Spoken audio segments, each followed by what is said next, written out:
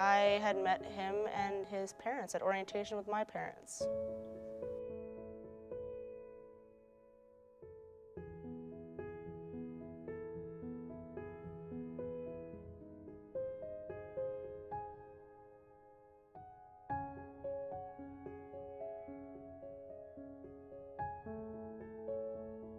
So then, we followed each other on Twitter. Everybody, every freshman coming in was like, "Oh, what's all your social medias and stuff?" So, the day, because everybody came in that Friday beforehand, because class would start on Monday, and so it'd be like, "Oh, where are the parties? What's everyone doing?" Stuff like that. So.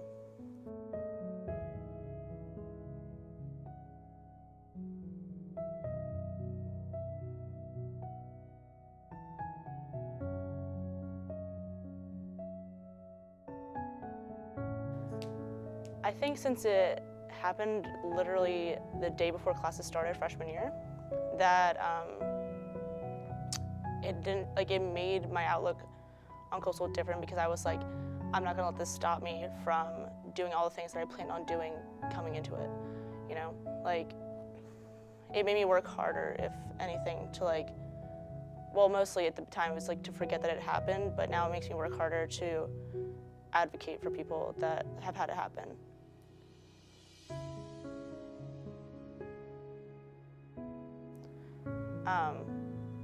Because I was more of I was okay with feeling like that, and I was it's something that happens, I guess, which is a shitty way to think, but it's something that happens, and I don't know if there's any sense in reporting, because I had been drinking, and at the time I was 18, so I was I don't want to get in trouble for that, I don't want it to be my fault kind of thing.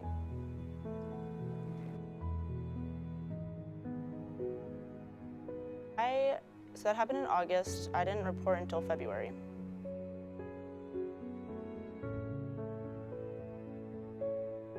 But I only reported because I heard someone talking about it at my friend's house, oh, yeah, Evan and Cypress, I heard this about this and this, and I was wait, how do you know him? They're oh, my friends do, whatever.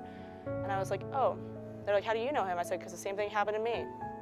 And so I thought it was other people, and it turns out that one of the things that they were talking about was me, and I didn't know, because I was blacked out completely, unconscious.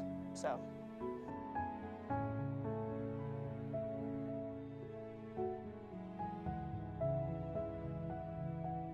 Kicked him out of Coastal, so he went back home, so I don't have to deal with that. But some people haven't reported, and they have to deal with that every day almost. It's awful.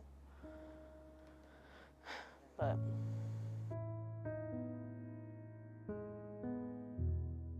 although it wasn't on sexual assault charges, it was on assault, so it's still a felony and still on his record, but he didn't get jail time, and I don't know, that's all I know really, because I didn't go to the hearing, because I just couldn't, I didn't want to be there.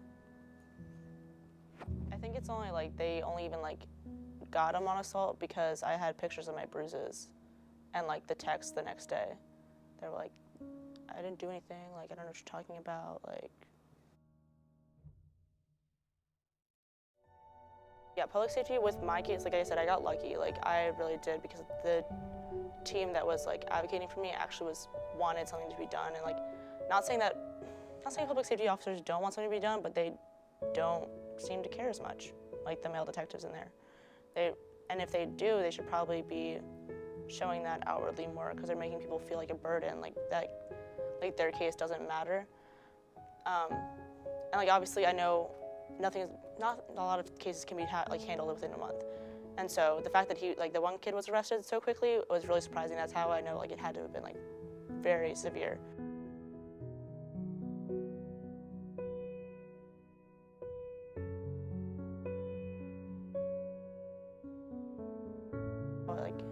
It was more of I would share things about sexual assault until I was finally yeah, this happened. And that was I think that was, well, I didn't tell my parents until August of that year. I left it in a letter in their mailbox, and I went back to Coastal, because I didn't even want to talk to them. I didn't want to tell them about it. But I was open about it on social media sophomore year, like April of sophomore year, because that was Sexual Assault Awareness Month, and I was like, you know, maybe I can help other people doing that. I also started volunteering at Horry County Rape Crisis Center too, because I felt like I was in a place where I would be able to help people now instead of like it hurting me. And it almost feels like a healing process to help other people though too. Like knowing that you know what they're feeling. I really, like, since freshman year, I've just made sure I've gotten like involved with people and like meeting new people and like just getting involved in Coastal and setting my roots in and everything.